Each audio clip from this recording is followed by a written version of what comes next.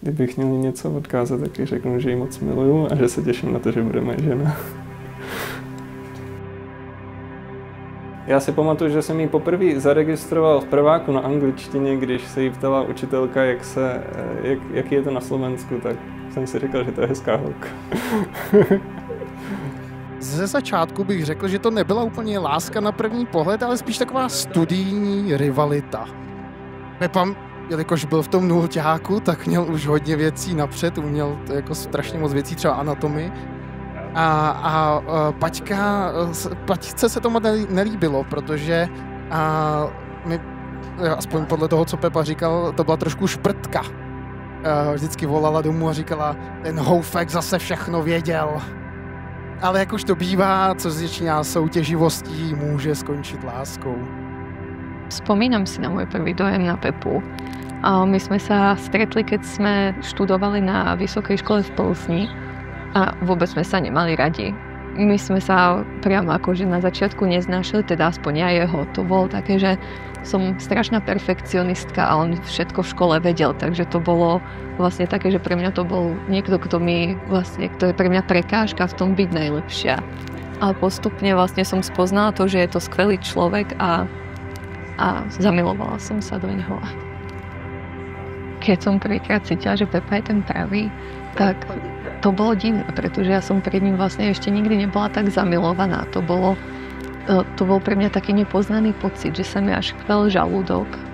A nevedela som to na začiatku úplne popísať. To bolo také, že som chcela, aby som si s ním stále písala, aby sme si volali, aby sme sa videli.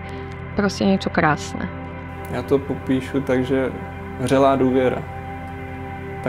Taková, my mezi sebou máme takový vztah, že já nevím, jak to popsat, já jsem to nevěděl u nikoho jiného, takový, že se máme rádi a že jeden druhýmu věříme a že jsme jeden pro druhýho tady vždycky. No. Pepa, veľmi sa teším na náš spoločný život.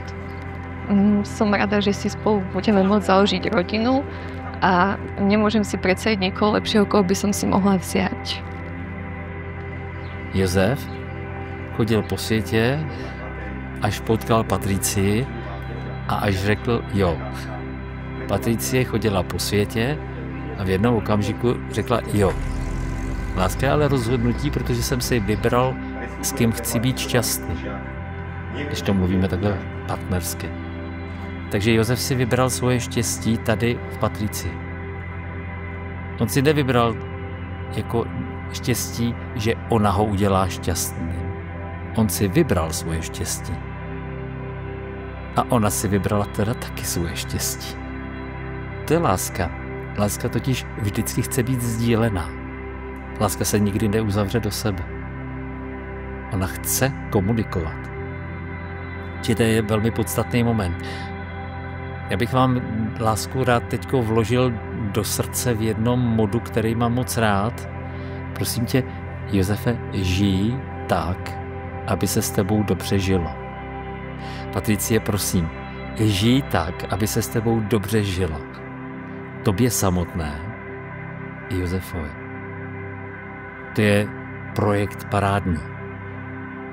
To je podle mě něco, čím se dá vyjádřit taky láska. Snažím se žít tak, aby se se mnou dobře žilo.